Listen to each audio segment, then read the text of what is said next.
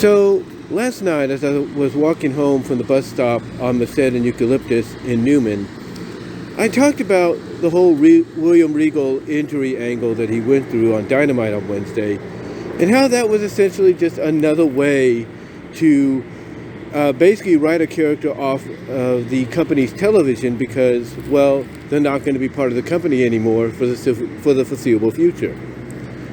And as I mentioned, we had seen that tons of times in wrestling, period. We had seen it, in WWE, we've seen it in WCW, we've seen it in the NWA when WCW was under its banner, or evolved, the NWA evolved into WCW from that. We've seen it with, Impact Wrestling, TNA, we've seen it, Ring of Honor, and so on. All these promotions, major, minor, and up-and-coming independents, have all done this. All because their talent are going to move onward to possibly bigger and better things. Or their talent is going to want to take a break, from professional wrestling. And, be a family person, be a mother, be a father, or whatever. Or pursue other interests. But there was one thing I did talk about. Now, I just mentioned Impact TNA, right? Well, believe it or not, Impact TNA likes to do a little thing, if you will, that's a lot more different than what other wrestling promotions do. Like I say, sometimes wrestling promotions will have, stipulation matches where the loser leaves town, and basically that's the end of them in the company because they're going elsewhere. Or, like I mentioned, the person gets injured, and, it's played up to the fact that maybe their career is over and they're not going to be able to wrestle again, and then the next time we see them, they're in another company. However, there is one company, on a very multimedia, very, nationally, worldwide, internationally wide front that decides to take it a bit further. And that, of course, like I said and mentioned earlier, and as I alluded to in yesterday's video, is Impact Wrestling. Impact Wrestling TNA likes to kind of get a little bit more gruesome, a little bit more violent, if you will, than anybody else when it comes to writing off their talent that's not going to be with the company anymore. It's true. And the list could go on and on and on about who they have basically, done this to. I'm not joking. They've done this to some very notable names. And as of last night, Eric Young was added to that list. Yeah, Eric Young, EY, was added to that list.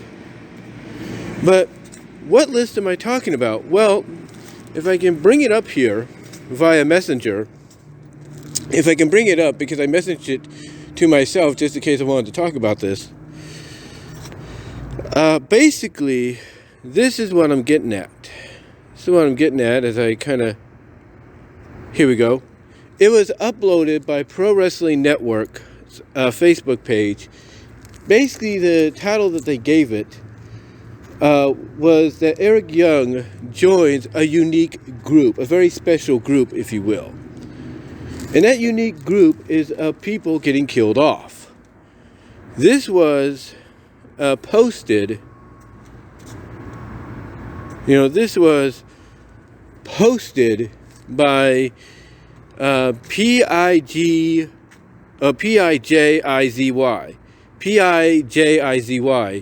posted this about a day ago, literally 22 hours ago. But this is what they said, and I quote, Eric Young gets to join Allie, the Broken Hardys, Mickie James, Killer Kross, Kimber Lee, Brandon Lauren, Keira Hogan, of all wrestlers who have gotten killed off in Impact. Yeah, you heard that right. Let me repeat that. This is what he starts it off by saying. He says, Eric Young gets to join Allie, the Bunny in AEW, the Broken Hardys, the Hardy Boys, Mickie James, Killer Kross, Kimber Lee, Brandon Lauren, Keira Hogan, of all the wrestlers who have been killed off in Impact Wrestling. That's right.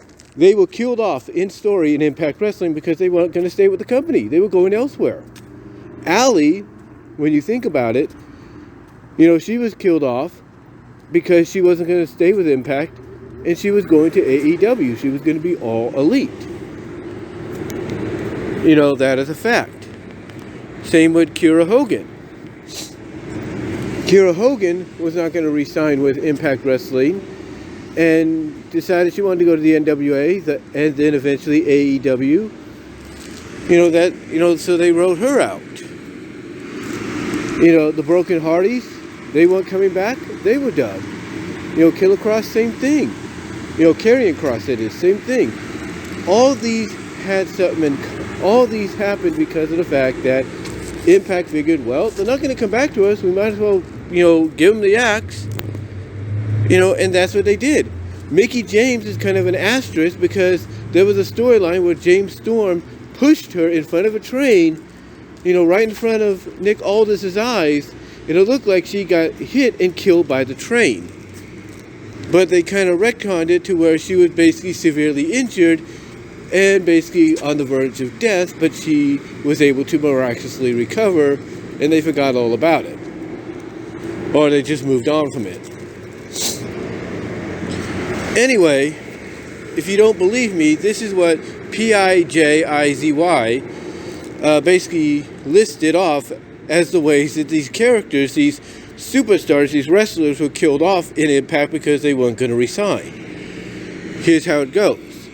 Allie was stabbed in the throat by Su Yung. Allie had basically sacrificed herself for Rosemary. The Broken Hardys teleporter malfunctioned and they turned to ash because of Decay. Mickie James got pushed in front of a train by James Storm, but she came back years later, basically playing up the severity of the injury that basically almost ended her career, if not her life. Killer Kross had his face eaten off by Eddie Edwards and then his skull crushed. Keira Hogan got kidnapped by Su Yung and was killed off screen. But what he doesn't mention, as far as I understand, is that in another trip to the underworld, I don't know if it was Tasha Steele or Jordan Grace or somebody, they ended up encountering the skull of Keira Hogan because the skull had Keira Hogan's hair attached to it, or at least a wig made up to resemble, Keira Hogan's hair, indicating that she was killed by Su Yung. Then they list Eric Young being stabbed to death by Cody Deaner. The angle in which they did this last night on Impact was that a week prior, Sami Callihan had beaten Eric Young in a very violent matchup, basically a double Jeopardy-like matchup. And it was so violent that it couldn't be seen, that most of it couldn't be seen on television. You have to watch it online somehow. And I think you can watch it. We just have to search for it. But yeah, he was killed off. He was defeated by Sami Callihan to the point that you had VBD, Violent by Design, the three members, Deaner, Kong, Big Con, which is basically, what's his name? The Connor guy from the Ascension in WWE, and Alan Angels formerly of the Dark Order.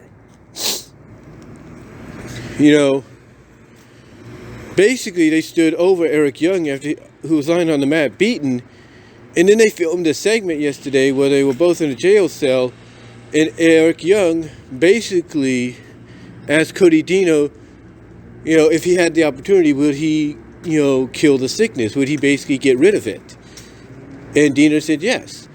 And what happened is they both went for a knife and started to scrap with each other, trying to stab each other, to the point that Deaner got the upper hand, and basically Eric Young said, do it.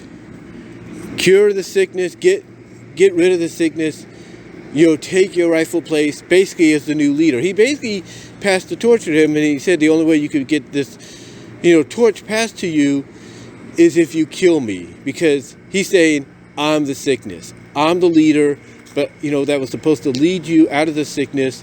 But in turn, I am the sickness. You get rid of me, you'll be really free.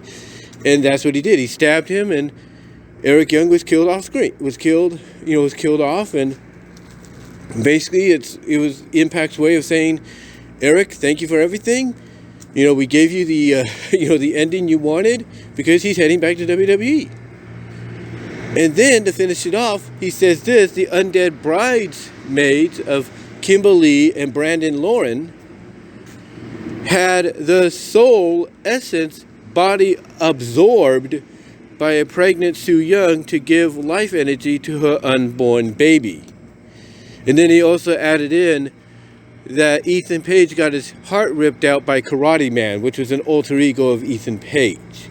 So yeah, Impact Wrestling, I'll say this, they really like to put the definitive, I guess you could say, dagger, in the ground when it comes to saying, hey, you're not going to be with us anymore, then we're just going to kill you off. Or at least put you in a state to where people will question whether or not you'll ever return. And as crazy as that sounds, that's kind of brilliant on Impact's part.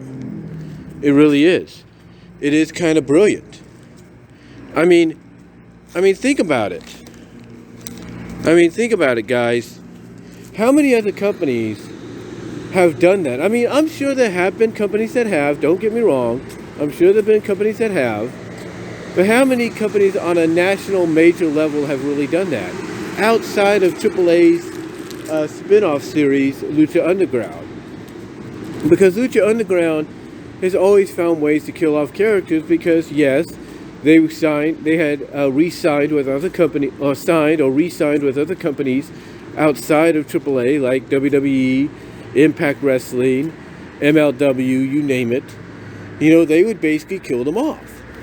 They would kill them off because, hey, you're not going to be with us anymore, and you're going to be part of a company that basically, prevents you from, working with us, or at least working with us on a regular basis, and we're going to have to get rid of you. And yeah, Lucha Underground has been known to do this. There is no doubt. They've done it to Ezekiel Jackson's character. They've done it to, I would assume, they've done it to, I think, Rey Mysterio's character, I think. They've done it to, Sammy Callahan's character of Jeremiah Crane, Luchasaurus's character. I can't think of the name. I think it was Viper he went by in Lucha Underground or something. They did it to Cobra, the Cobra girl. They did it to her, I think.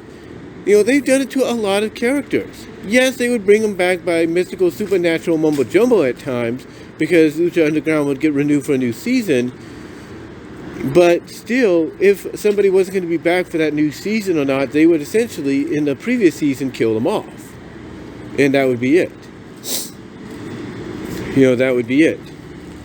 So, when it comes to, companies doing it, though, on a major national level, worldwide international level, when a company that's a very recognizable name for the past 2 decades, who has been told time and time again, this is going to be the year you die, this is going to be the year your company goes under, but still they continue to thrive and prove everybody wrong.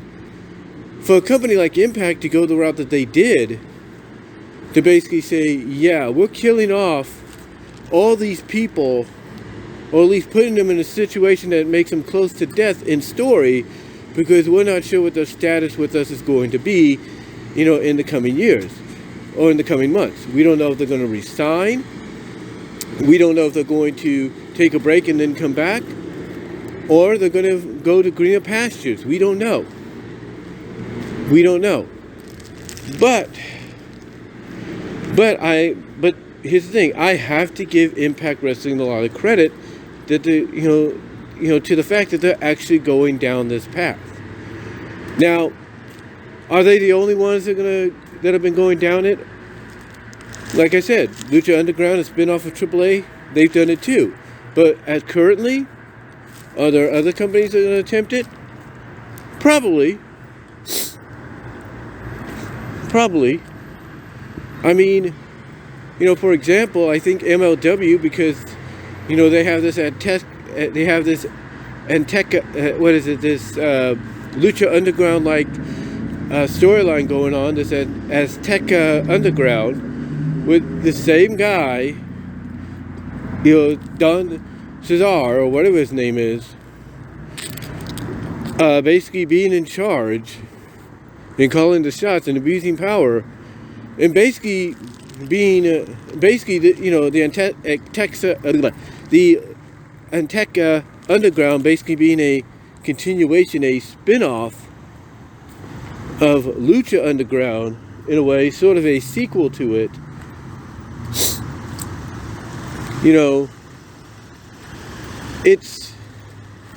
It does seem like MLW is going to go down that route as well eventually, to where basically they do the same thing. If some people don't re-sign with them, they're probably going to kill them off too. Who knows? We don't know, but who knows? They might. Especially if they're going with this Azteca Underground storyline that, like I said, is essentially a sequel.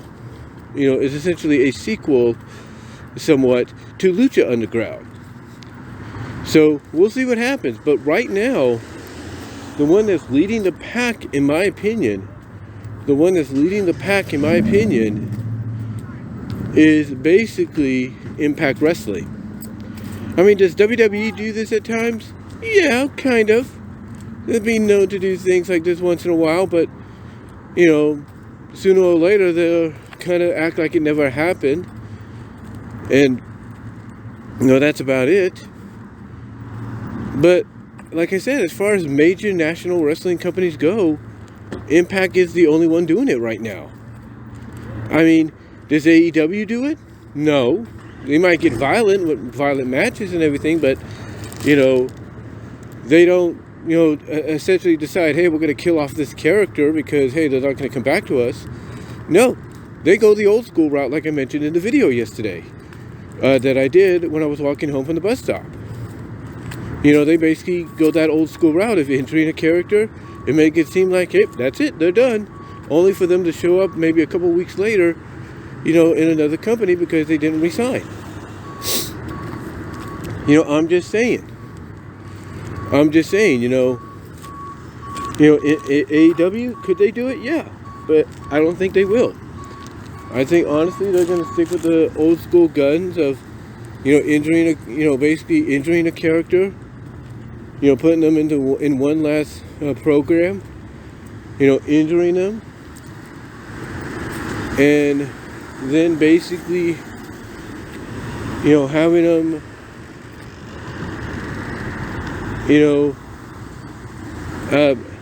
basically written off because, they're not going to be with the company anymore because they're going elsewhere. And that's the best way I could see it. That's the best way I could look at it. So, anyway, though, yeah, I have to give it to Impact Wrestling, as for being like on this major level to where they're doing this. To where they're saying, well, this person's going to go back to to WWE, or they're going to sign with AEW, and not be back for like several years, if ever. Might as well get rid of them, and that's what they're doing. So I'll give them credit for that.